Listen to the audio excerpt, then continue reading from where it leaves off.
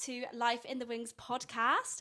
This week, I am joined by the gorgeous Matthew Roberts, and this is where I do a round of applause with my huge studio audience that I don't have. Welcome to the podcast. Thank you so much. Thank you for having me. No, you are more than welcome. How are you today? I'm very well, thank you. The weather's a lot nicer today. This week it's looking good. It's looking positive. Yeah, so we're getting into those been a good start. summer days. Literally, I'm there for it. The short sleeve tops have come out, so we're in our summer outfits, guys. We're there. So straight in, we are going to start off with quick fire questions. Great. What I like to call the AKA 16 bar cut, which we're all very used to. Okay. Right, quick fire. Are you ready? I'm ready. Hit me. Self-tape or in-room auditions? In-room audition. Nice. Theatre or TV? Theatre. New talent or established talent? New talent. Ooh, I like that. Spotlight profile or show reel first? Spotlight. Okay. Emails or phone calls? Email. First preview or press night? Press night. Yeah. West End or Fringe? Fringe. Nice. And just for a fun one, sweet or savoury? Oh, sweet, every time. I'm such a savoury girl. Every time. A bag of crisps just can't go amiss. Sweet popcorn, my God. Oh no, Game I'm a salty. changer. I'm a salty. Yeah. Yeah, I am. Completely. So, let's get straight into it. Okay, hit me. So you are Matthew Roberts, if you didn't know. My God, what? It's happened. It's happened. And you are the director and head agent at Roberts and Day Management. I am. Congratulations, Thank you. first of all. We've just had the 10-year anniversary? Yeah, 10 years this weekend. Well, weekend just been. That's crazy. Yeah, you're telling me. Has that flew by? Yeah, it has. But also no. But when I look back, I'm like, oh my gosh, like 10 years. Yeah. I remember like bits of the whole thing. Yeah. I'm like, wow, that is wild. So let's go back to the beginning. I've got down that you were a child performer. I was. Is this correct? This is correct. What were you in as a child? I'm from Leeds Okay. originally. And I went to, I think it was when I was in primary school, basically a dance teacher from the local dance school came in and got us involved. And then someone from Leeds choir came in and basically said, look, we're auditioning boys. We're going to start a boys choir. It's like paid. Yeah. And Oh, obviously, paid choir. Being the little grafter that I was You were like, go I'll on. take that money. Any chance? 50 quid a week. Go on. 50 quid a week. I'm dead. You're like, I'm minted. I'm minted.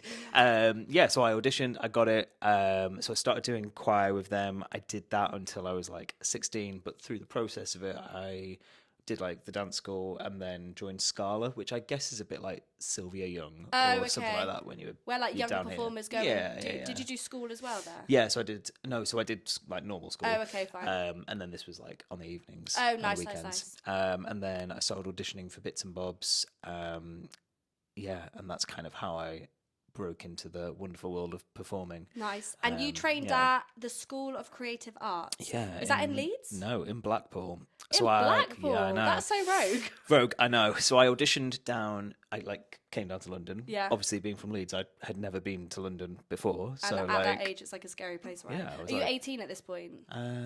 Yeah, I would have been. Yeah. No, 17, 18. Okay. So I was like coming down to London for the first time, seeing London and going, oh my gosh. This is the dream. Literally. And I came down with my mum and auditioned for Mount View, GSA, Arts Ed, and I think Erdang. I got offers for all of them, but I didn't get a scholarship. Yeah.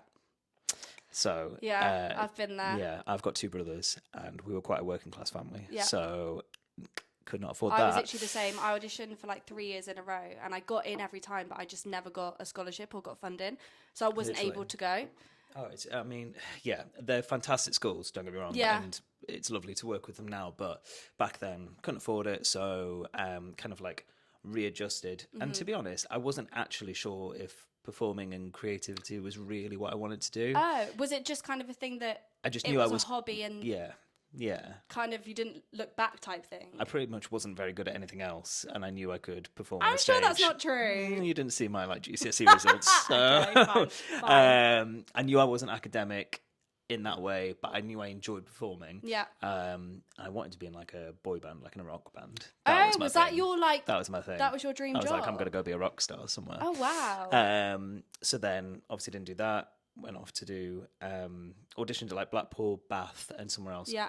Got offers for those as well, but I really enjoyed Blackpool, and I just really got on with the people there. I was like, it's good fun, it's simple, it didn't cost as much. Sometimes it's not about going to like the most well-known school, it's just about the vibe that you get when 100%. You're there. Like, as long as, I think whatever training facility you're at, as long as you give it 100% and you get what you want out of it, then there's no difference from going to Artside from going to this place. Like, do you know what I mean? Yeah, like there was definitely, now I'm down the line, I can kind of look back and reflect, but there was bits, if I had gone to one of those bigger ones, I would probably have got industry contacts, things a lot earlier, more exposure, but I would have also probably been like lost in the crowd of very talented people down there, whereas actually in Blackpool I kind of excelled because I was And was it a smaller few. College as well? So like there was it was like less people in a year. Yeah, there was like 30 people in our year, like, and Unreal. Probably about 5 boys. And nowadays there's like, I've heard there's like 200 and something per year at colleges, but yes, there are. We'll put a pin in that. That's an issue for another day. So you went to drama school and you graduated. And when did you graduate? 2015. 2015. And I got here that you graduated and went into the Return of Neverland. I did. I had a great time on that show. That was a UK tour, fantastic. right? Yeah, UK tour. And how long was Edinburgh. the UK tour? 6 months. Nice. Oh, that's lovely. A really lovely amount of time. It was really nice. And for someone who had no real like proper performing experience, like, so I signed with Simon and Howe in second year. Yeah. In second year? Yeah, I was a grafter.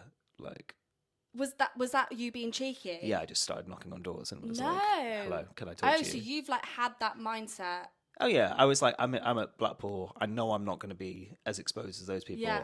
I'm going to have an agent by the time I get into third year. Wow, unreal. So I had like my 5. You're like, agent showcase who? Agent showcase who?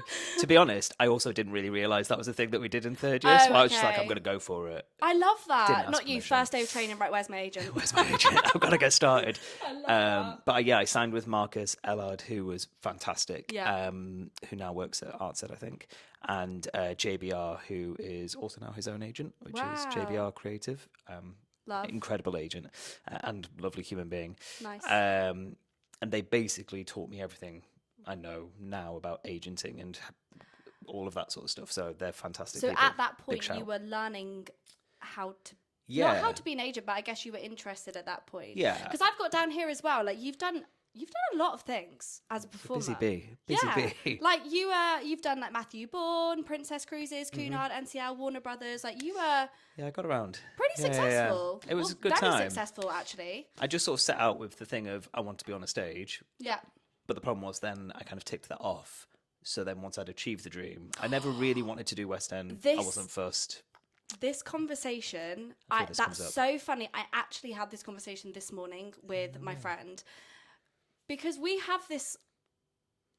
all have our concept of our dreams, right? And we're like, West End, UK tour, these like big milestones, whatever that may be. What if when you hit it, you're like, right, do you know what I mean? Like, is that it? Yeah. And which is why I find it really important to have a life outside of this industry, because I've not been on the West End, but I'm assuming that when you hit that goal, you open the first night, you wake up the next day, your life is still the same. Yeah, you're still the same person. Yeah, so you need to enjoy that. And one of my biggest fears is, and I don't think it will happen because I do have a lot of love for performing, but one of my biggest fears is like, oh my gosh, what if I achieve my dream? And then I'm like, was that it? But do you know what I mean? Like, not to sound ungrateful, but like we pin so much of our drive onto reaching that point. Yeah. That what if. And I guess like that's not a negative thing because no at all. I like worked so hard to do the performing stuff, but I think it was probably about halfway through doing Jersey Boys where I was like doing the same thing. It was a point on stage where I was sort of stood at the back doing something, moving the table, and stage manager extraordinaire, and I was just like, this isn't it. I'm not feeling it anymore. Like I'm not getting that buzz, and I also felt a sense of guilt because I knew how many other people wanted it, and I was there doing it, and I was like, I could walk away tomorrow and not be fussed. Really, but I also feel it's really important to acknowledge that you don't need to feel guilty for feeling that. I understand why you did, but also You didn't know you were going to feel that going into it. And like, it's not an easy decision as to be like, okay, I don't want to do this anymore. I'm going to drop out tomorrow. Like, do you know what I mean? 100%. Like, but it's good that you acknowledge that you were like, oh, something's not sitting right. And I feel like maybe someone else would prefer to be in my place. Yeah. So is that the moment that you were like, agency, being an agent? That was probably the moment I said agency full time, but the agency when I was doing Jersey Boys had probably been running for about 4 or 5 years before that. So I started it fairly early on. So it started in 2016, obviously. And so were you still performing when you were an agent? Yeah. When I very first started. So you opened up Robertson Day. Still performing. Yeah. Still doing the performing graft and all the rest of it. While still represented by your own agency. Yeah. So I always kept it separate. I had like a separate stage name and everything. So there was never a point where it would... There would be like a crossover. Yeah, you wouldn't even know. Which is hilarious when you go in an audition room and someone's like, Patrick. And I'm like, God, this Patrick person. Hurry up, mate. Come on, where is he? What's he doing? So funny. It was me. I was Patrick. He was Paddy. It was me. Okay. Keeping it separate really worked. Yeah. But it allowed the agency to grow naturally rather than forcing it to then go, we need 200 clients to be able to sustain this. Yes. So it meant actually because you were able more time. Yeah, you were able to nurture it a bit more. Yeah. And it wasn't your sole focus, so it organically happened. Yeah, it meant that we weren't just taking on loads of people and then pushing them out to casting directors. It meant that we could kind of like take a bit of time with it. And so how do you go from being a performer to being an agent? Where do you start? Like, how you've got the agency set up, you've got the name, you've got your people that you're collaborating with. Where do you start by building a client list? Yeah. So I think there's a lot of agencies that are popping up at the minute and probably have been for a while. And fair play to them. I think I was very lucky because my dad had his own business, so I learned a lot about business law and contract law and employment law through him, because that is part of it. Like, you need to know employment rights and all the rest of it. Paperwork is key. And then I got some really good advice from my head of year when I was probably in like second or third year. Actually, I think it was first year. I emailed him in summer and I said, hey, what can I do to keep improving and developing in these like summer breaks? Yeah. And he was like, wow. You were really focused. Such a brown nose, honestly. I did not have that mentality when I was at college. I was like there for the social. I'm literally like, guys, what are you doing tonight? In my ballet class. What we're doing. I mean, that was me on a Thursday night. Revs every Thursday. Revolutions, that's a throwback. Pop World as well. That's a throwback. That is a throwback. Not a good throwback.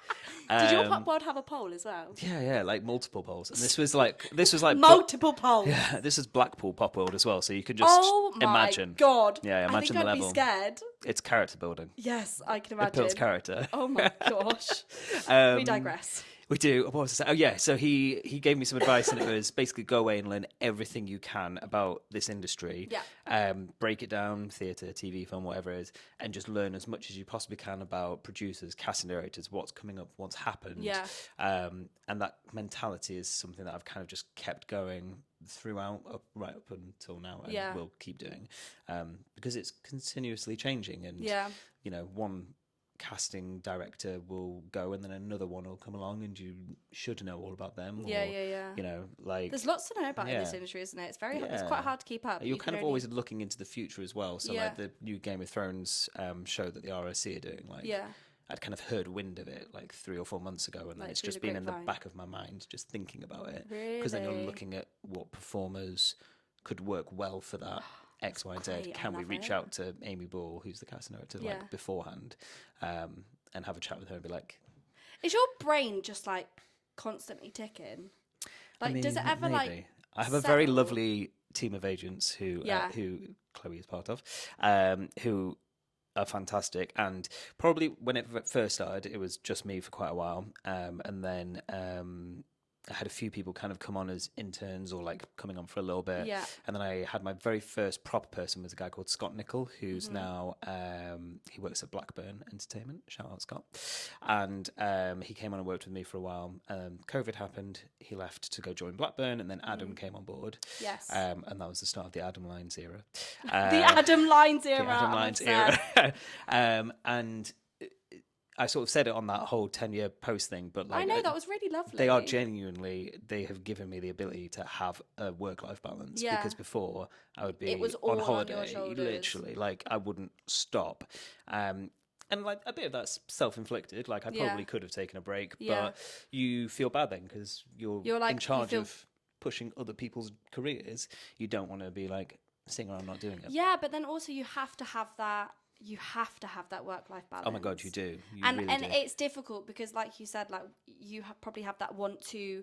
Oh my God, like I shouldn't be sitting here at like 7 o'clock at night just having a cup of tea. Like I should be like but actually, no, you should be. Oh yeah, literally. You should be because like that's why I think it's really important to have, because a lot of people work from home now from COVID, and I always say like, if you are like working from home, have a space that's separate to your living space, or like make sure you stick to, okay, I'm going to do 10 till 5 and then like absolutely put it down. Yeah. I think that's super important. Which is super important. And we're lucky that we've got the office space and stuff, but I still work from home and it's sometimes hard to kind of separate that work-life balance. But no, everyone so I've got Adam, Chloe, Dane and Rodney, and they're all fantastic. Yeah, so unreal. The most unreal team behind you. Oh, they're fantastic. What are your thoughts on, because I know back in the day, everyone had this mentality that like you have to go to drama school. That's like the way to go. Like there's no other way.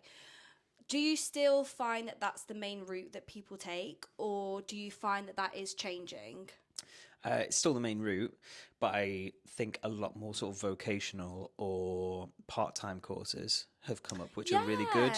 And it allows people who maybe have discovered acting or want to move into this industry later in life the chance to do it, because, you know, traditionally drama school 3 years full-time. And if you've got kids or a house or whatever, so true. It's just not you need feasible, a job like still, or you know, you need to be there for your family, so you can't then spend every single day in a ballet class. Do you know what I mean? So there are some really fantastic vocational sort of ones that have come up that are doing that. Equally though, there are some really good, especially within the acting world, maybe less so musical theatre, but acting wise, where they're just naturally very good actors and good storytellers, and maybe do like a local drama thing or something like that. Some people just actually have it. Yeah, like, literally, if you watched, did you see Adolescence? Oh, I knew you were going to say that. Owen Cooper. Yeah, just has it. Like, do you know what I mean? Him and Stephen Graham are just going to take over the world. 100%. Is there another one coming out, Adolescence 2? I don't know. I think there is, which is really weird because we digress again. But he was on an interview when it first came out, and I remember him saying, was the boy called Jamie? Is that his name? I think it was. Yeah. I remember him saying that, like, everyone was like, is there a number 2 coming out? And he was like, no, there isn't, because that is Jamie's story, and we feel like it doesn't develop from there. But I think there is a number 2 coming out. But Netflix like money, so yeah. So then I'm like, could be. That's really weird as a director to like publicly announce, no, like we feel that like that is Jamie's story and it doesn't develop from there or from another point of view, to then be like, actually we are going to do another one. Because now I'm like, well, is that for money? Well, Stephen Graham's got his fingers in many pies, doesn't he? Oh yeah, he's dipping his toes in many waters. We all know there's a bit more Peaky Blinders coming around the corner at some point. I've never seen it, I can't lie. Have you not? Honestly, ask me if I've seen anything, it's always no. Really? Yeah, I'm so bad with telly. Get on Peaky Blinders, it's fantastic. What's the one where they all have Brummie accents? Peaky Is Blinders. that Peaky Blinders? Oh. Peaky Blinders. I was going to say, fantastic. I was literally going to say, my friend, because my mum and dad are Brummie, and my friend voice noted me the other day to say, Charlotte, I'm watching this programme and I literally just can't unsee your mum and dad. And literally, and they said you would really enjoy it. So it is Peaky Blinders. Yeah. Okay, that's a sign that I need to watch it. It's fantastic. Download it, watch it. Okay, I'm going to watch it. I mean, it might not, but you know.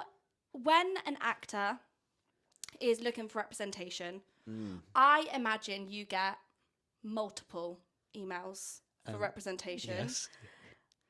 Do you have a chance to look at them all? If you do, if you don't, what for you personally makes something stand out in that email, or Do you know what I mean? Because I feel like Yeah. sometimes we come out of drama school and we're looking for... I remember because I graduated in 2017, I struggled to get an agent when I first graduated. I felt like... Because you are just sending a cold email. Oh my God, yeah. And it's just reaching out and hoping. hoping. I got no responses. Yeah. Like, literally, like, none. Which is fine, because I'm sure they, like, get so many emails. But yeah, what, in your opinion, what is the perfect email? Yeah, you're right. We do get a lot. It's a tricky one because, like, so this morning I was trying to clear out our representation folder and failing miserably. Oh, so you have a folder? Yeah, so we use TagRep, which is part of Tagmin, so okay. you can apply through that. It's basically just like a big email folder, but it See, this stores is all it all. stuff that I don't have a clue. Honestly, Okay. well, when I first started, it was literally just an email folder, which was carnage. Wow. But yeah, so I think things that make it stand out are know what you want as a performer. Yeah. So rather than just being like, I want to do musical theatre or I want to be an actor, say like, sing. Oh, I've seen the new Stephen Knight project is casting. I know the casting director and I would love to be seen by them. I've already reached out to them myself, and then it just shows me, oh, they actually care. And they know who they are. They know their casting, and they know what they've got to offer. Equally, like, musical theatre wise, if you're an actor singer or a singer actor or a singer actor muso, are you probably going to be going for Cats or Starlight? Maybe not. So then just say that in your email and be like, look, this is my strength. Because there are, Benjamin Button, Choir of Man, Come From Away, all those things you could be seen for. But, like, I don't know that unless you write on your thing. Interesting. So you think it's good to just straight away introduce who they are and know what casting bracket they lie Say, under. This is who I am. This is a bit about me, where you've trained. If you're at drama school or whatever, put all that in there. Literally a couple of lines. Yeah, because I've heard that you want to keep it short and sweet. Short and sweet. We don't want essays. No, War and Peace I do not need. Yeah. Yeah, a little bit about you, and then a little bit about what you want. So, hello, who I am, what I want. Yeah.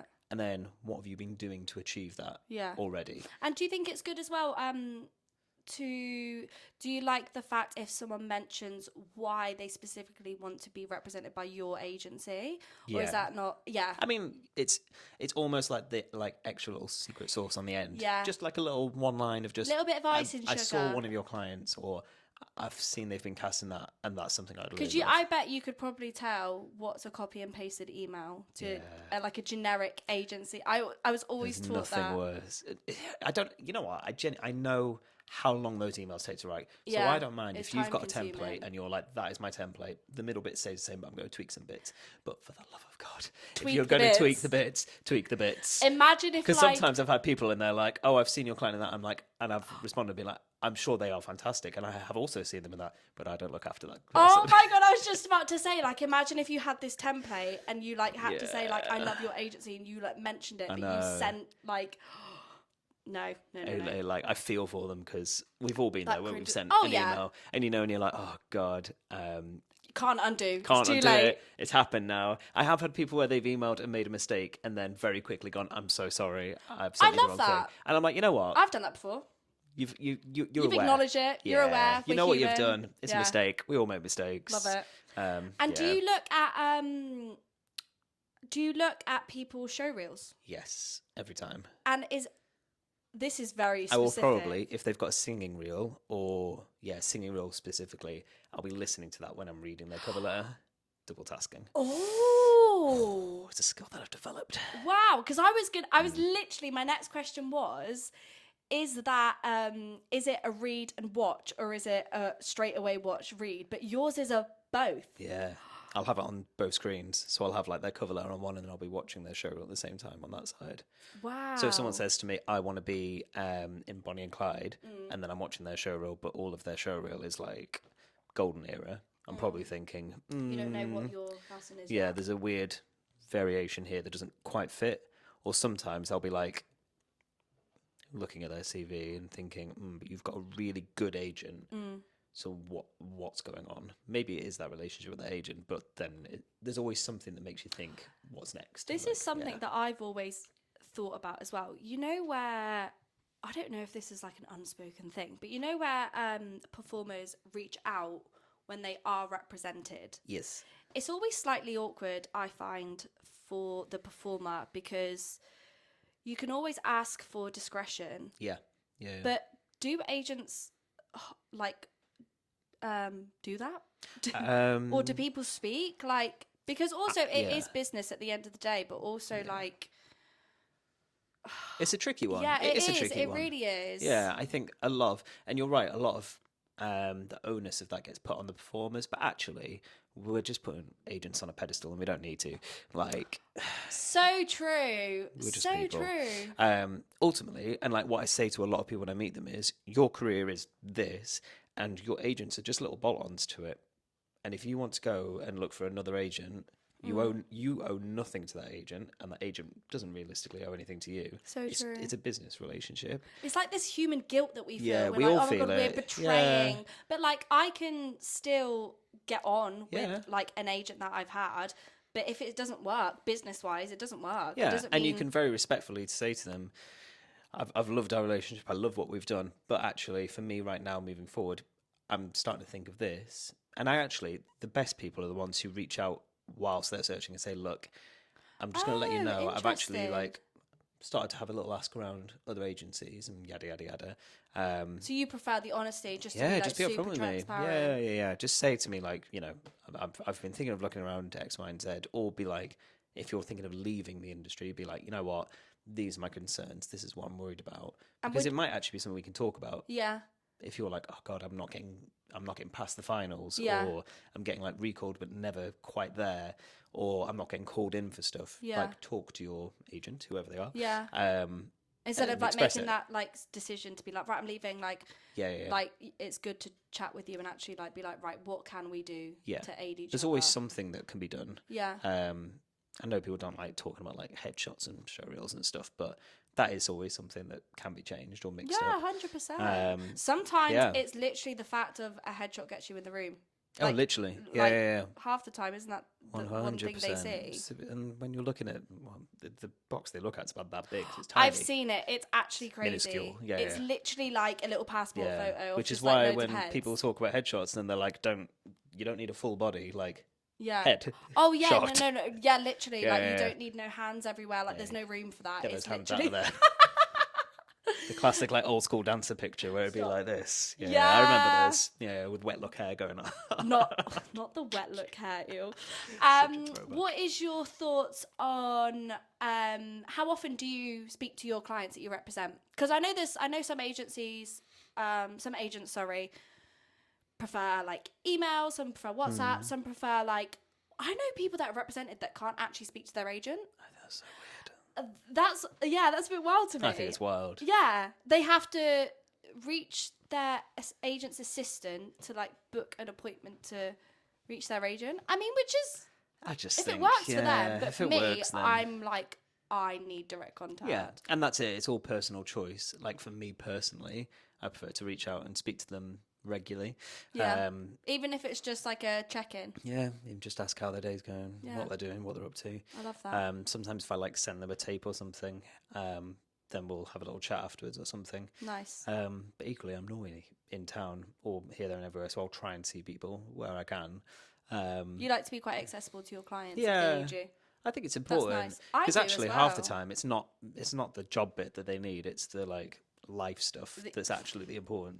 Do you know what I mean? Do you want to be my therapist? Therapy, taxes, counselling. I'm here for it. This man helped me with my taxes. he was literally on FaceTime like, right, Charlotte, do this, then do this. I was like, what do all these words mean? And then hilariously, I had a meeting with the accountant last week, and he was like, "Your accounts make no sense." I was like, oh my God, really? I was like, it makes sense to me. I was like, well, mine makes sense because of Matthew helped me. I was like, what's this strange system you use? I was like, it's been like that for like 8 years now. Oh God, don't change it. Honestly, don't be self-employed. Like honestly, it's just nightmare. Tax returns are just not the one.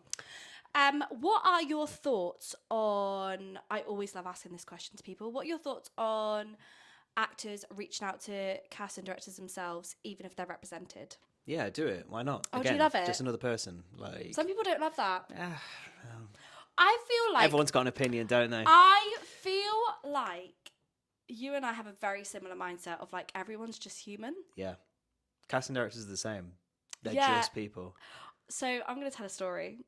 One time, I'm sure it's okay that I tell it. So I used to work front of house at DMT, and I was basically doing TikToks, and I was doing TikToks about like Les Mis when I was working for them, and they were doing really well. Like, they were getting like over 40k views, which at that time was like quite a lot. I mean, now people get like millions, but It is true. no, it's true. Like 40k, I was like, oh my god, I'm literally famous. And basically, long story short, I got pulled to the office. They were like, you're gonna have to pull them down, like, because you work for the company. It's like a do you know what I mean? Conflict, yeah, conflict of interest. And I thought, oh, that's so annoying because I'm doing really well with them and stuff. So I emailed one of the CEOs of the company. Love that.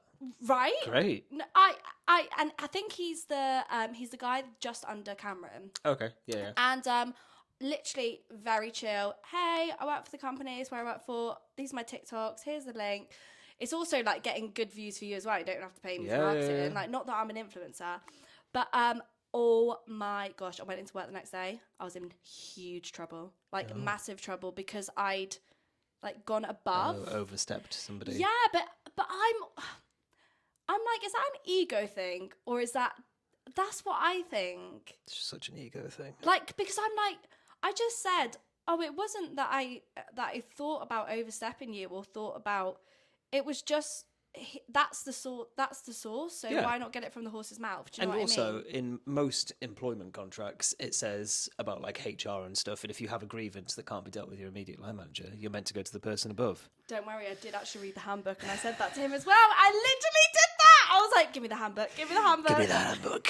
But like, that's so funny. But the thing is, it made me look problematic, and I wasn't. I was just like, I enjoy doing my TikToks. I want to get permission. You can't give me permission. This person can. Yeah. So I email. I feel like people don't like a problem, and that's the thing. People, especially in the UK, we love to kick a problem down the road. Yeah. Literally, I did like today, and no one ever wants to go, oh yeah, that's the thing. But like, even with casting directors, I don't understand personally why an actor shouldn't be allowed to email a casting director if their email's out there in the public forum. Yes, I agree. And you've not like followed them to the house or something. Yeah. Well, when I do these workshops, a lot of casting directors, actually 100% of all the ones that I've done, have said yes, we welcome emails. Yeah, of course they do. They might not read it. Their assistant might read it, but at least you've done it. And also, if you're doing a workshop, email the casting director afterwards and say, thank you so much for seeing me. Yeah. And that's it. Just like, thank you for seeing me, blah, blah, blah. And in your signature, have your spotlight link. Because you're not then being pushy and going, oh, here's my spotlight, please love me. Just have it there. Just have it there. Just a little that's really... Because we all keep lists. We all have. We have lists of actors that's and links. That's a really good little tip. Like, to not be like, please see below my spotlight link. It's just there. Yeah. Yeah. You don't have to draw attention to it, and they know it's there. Yeah, exactly. Love that. It's just handy. But no, I don't think, and most of the casting directors I talk to are fine with it. I think if they very specifically say, let's say, Richard with the Billy Elliot casting, obviously in musical theatre, they put one casting out and the world goes mad for it. They're like, oh my God, it's happening. Every man and his dog is messaging their agent. My great-granddad was Geordie. And I used to do ballet. My great-granddad was... I can spell Geordie. I can spell it. I am there. I think I know where Gateshead is. Yeah, literally. Stuff like that. If they're saying, like, we're putting this brief out, yada, yada, yada, and it very specifically says, do not contact us, just submit, like that, then don't contact them. Because you're showing that you can't read. But the best thing to do is, if you're wanting to reach out to a casting director or an agent, is think ahead and think, okay, that casting director, let's use Pippa, for example, look at that casting office and go, cool, you've got Pippa, you've got Natalie Gallo, Richard, Grace, and go, who am I going to email out of them? Probably not Richard or Natalie. I'm going to go to Grace, because she's the first person that it goes to. Is it Grace McKinney? Yes. Yeah. And reach out to them and say, yada, yada, yada, and say something like, I've just been to see Hercules, thought the show was fantastic, and I know that you might be casting X, Y, and Z down the line. Yeah. This is me. This is what I'm doing. This is what I've done. Like, actually have a reason to email. Have a reason to email. Don't just be like, hi, my name's Charlotte, I updated my headshots. Yeah. And if you do it before the casting comes out, then you're not going to get lost in a sea of 1,000 emails, probably from agents being like, please see our clients for this show. So true. Please. So true. Because everyone does it. The amount of times we email casting teams and they go, yep, cool, thank you. And that's all you'll get will be like, thank you so much. Yes. Thank you for your time. Yeah, I remember with Chloe, I won't mention who it was, but I remember she sent this email to push me for something. and it was like, Yeah. thanks, Chloe. Cheers. Thank you. And you're like, cool. All right. But I always think I'd rather them respond than not at Hey, all. a response is a response. I will take that thanks, Chloe. Literally. And I will tell myself that I booked the job. Yeah, exactly. And sometimes when you Delulu-land. speak to casting directors afterwards, they'll be like, yeah, they just weren't right for it. But they'll be Yeah. right for something else. It's Yeah. just they weren't right for this one. Listen, acknowledgement in this industry is good. And that's a shame because that should be like the bare minimum. But it's just so here we are. oversaturated that it's just impossible Yeah. to expect that all the Yeah, time. but no, long answer to your question. Yes, reach out to casting directors with a purpose. So we are on to our next section. Oh. Next section. Section. It's called Backstage Drama.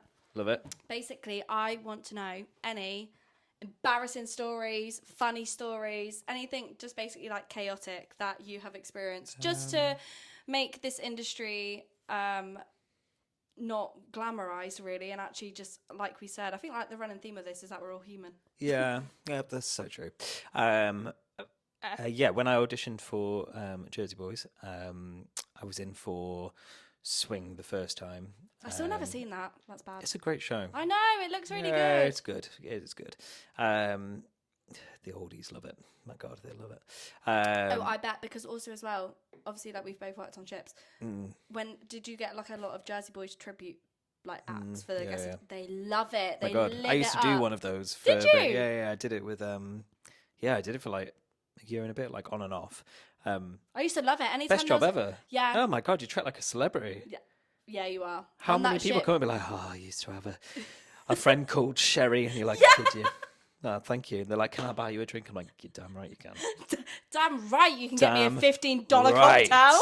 And they come back and they're just like, they love you. But anyway, yeah, I digress into my life. Yeah, I was auditioning for Jersey Boys. I knew the choreographer from one of those tribute show things. Oh, okay. I walked in the room, I was like, hello, Ben. He was like, hello, Matthew. I was like, this is weird. He also looked like he should never have been in that show. He's like tattoos everywhere, huge piercings and all sorts. And he was in it for years. Oh, wow. Okay, fair. I know, wild. We were doing the dance section, and then they were like, great, okay, thanks, boys, we're going to make a cut. Made a cut, got kept. They're like, okay, you four over there, you're going to go with Ben, you're going to learn the Frankie stuff. I was like... I could do that. Whole time. We go upstairs and he's like, right guys, okay, so we're going to go do. And it was for begging. There's a bit in the show where he's at like this club and he sings begging, and it's basically just before it all kind of goes a bit down the drain. Yeah. And the mafia get involved, and there's this bit at the start where you like walk to the front in front of your microphone, do a spin, you fall down into a jazz split, and then you go up and then back down into a jazz down split. into a jazz split? No one told me that was in Jersey Boys. I didn't know that was in Jersey Boys. Neither did I until 3 thought you minutes into just that audition. Stand on a mic. Stand next to the mic. So I'm there and I'm like, I can't do this much. This is going to be horrific. And I also, because they told you, wear trousers and a blazer, so we're all in trousers, blazers, and smart shoes. Oh, so you're not even... Oh, no. I know where it's going. You know where this is going. Yeah. Anyway, so yes, lo and behold, in the middle of the audition, it happened. And I Oh, was like, no. to make matters worse, when I did the show, Yeah. the same thing happened on stage. On stage? And you don't leave that stage until pretty much towards the very end of the show, after Francine dies. I mean, they must have found it funny because you booked the job. I mean, literally, like, that audition could not have gone more wrong. I ended no, up the I wrong would've way won- in a dance call. I was facing the wrong way. Everyone else was facing forward. I did the whole dance facing the back. No, you're lying. Because I got my pirouette bit wrong. Awful. The whole thing. So funny. I got trauma from that Not show. you literally like facing the corner and everyone's like out the I just other was giving way. it full beans, but I was like, I'm facing completely the wrong way. And at the That end, is so funny. Danny, the choreographer, who's this lovely, lovely human being, very calm Canadian guy, came over and was just like, I love your style. I just love how you did that and committed. I was like, thank you I so love much. how you did it strong and wrong. And then I didn't hear for like 3 months, and I was like, that makes sense. Oh, so you didn't hear for No, a I good didn't hear while. for ages. I was like, yeah, go figure. Not got that job. And then my agent called me. I was just about to get on a plane, and my agent called me. I was like, oh, by the way, you've got the job. I was like, You're like, still to this day, I think they You're like, wrote down next the lie. wrong Matthew. I still to this day believe there was another Matthew out there who no should have got way. that job. No, that's Somewhere. It. And that, my ladies and gents, is called imposter syndrome. Oh No. my God, so true. Yeah. But yes, that was my embarrassing time. That's so funny. I love Never that. again. Thanks for sharing. So we're going to talk about, I know we spoke about it a little bit earlier, but the not so I never know what to call this section, not so glitz and glam part of the industry. What do you think, what do people misunderstand most about agents? I think, like we said before, people put us on this weird pedestal, and I don't think you need to. Like, yeah, your agent should be there to help you and benefit you. And yeah, sometimes people do need a bit of like a telling off or a bit of a word or like a calm down, like it's okay. But actually, your agent is just another person. Like, like there shouldn't be like a power struggle. Yeah, 100%. Like... It should be a very open and communicative relationship where if you say, "Can I see my subs?" you should be allowed to see your subs. Yes. So weird that people don't do that. Like, that's what I love. It's a singular setting, people, on Tagmin. You can just click it. I wonder. Well, do you know what? Actually, I was just about to say. I wonder why some agents don't allow them to see their subs. But I actually spoke to someone a couple of months ago, and I can't remember who it is. And they said to me that I think they're like an assistant somewhere. Yeah. And they said the reason why they personally don't do it is because if a lot of their clients see the subs, they used to get so many emails about the subs. That's fair enough. Yeah. Which I was like, okay, I get that. But then I'm also like... Then how well are you communicating with them all the other times if they're having to email every time they see their subs? Yeah. Yeah. That's... Do you know what I mean? Because also, like, it is our career and you should be a team. And I found it really awkward with my previous agents that I had to ask. Because I felt... Weird. Do you know what it is? It feels like you're checking in on them. Where it's like... I'm not actually checking in on you. I'm just like, I want to know what's going on in the industry. Yeah, 100%. Like, because sometimes I don't know a show's coming out until I see my subs. I'm like, oh, that must be coming out. Oh my gosh, it's there. Oh yeah, I get it. Like sometimes, like subs are confidential or stuff, but casting directors are super on that, and they will hide things off spotlight and hide it behind like different names for projects, or they'll remove all the details and stuff. Just so say like untitled project. Or yeah, something. If it's something huge like the next Marvel film, it'll literally just be like untitled project, male actor, female actor. Yeah, and it'll be like, okay, cool. Yeah, and you won't see anything. I agree. I feel like everyone should just be able to see their subs. I think that's. Yeah. I think it's crazy that people can't. They can't. Hey, on the opposite side of that, what is one of the most proudest moments that you have had as an agent so far in your career? Oh gosh, there's been a few. Turning 10 years was incredible. Yeah. That's a really recent one. That's a huge milestone as well. Yeah, being able to do this full time and have other people do it for me who are also now full time is fantastic. Like that's such an achievement. But that all everything that we do comes down to the fact that we have really good clients who are just really hardworking and will take the jobs and do the work. Yeah. And the graft of auditions. What are your thoughts? Sorry, I've just interrupted you. No, you've just twigged something in my brain. What are your thoughts on clients saying yes? Do you feel like clients should say yes to everything? Or do you... Not everything. So I actually had it... over the weekend, I'm sure he won't mind me saying, but my recent sign, George, who's lovely, very nice man, he has been in for some fantastic things. So he signed 2 weeks ago, and he's in for like 5 or 6 things at the minute. And then one project came up, and he just messaged me over the week. He was like, look, I've read through it. And he like gave me a reason for it. He was like, the script just isn't kind of along the lines of what I want. And I was like, you know what? It's no drama. Yeah. Because you've told me. Yeah. And like, I know.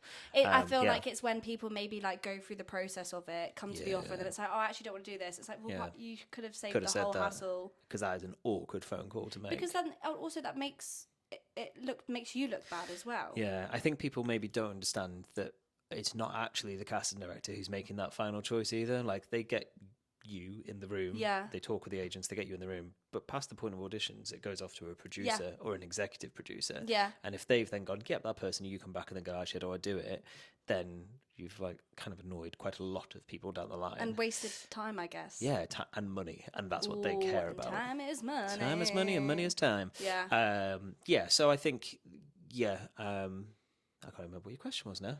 Oh, you answered saying it. yes or no to things. Yeah.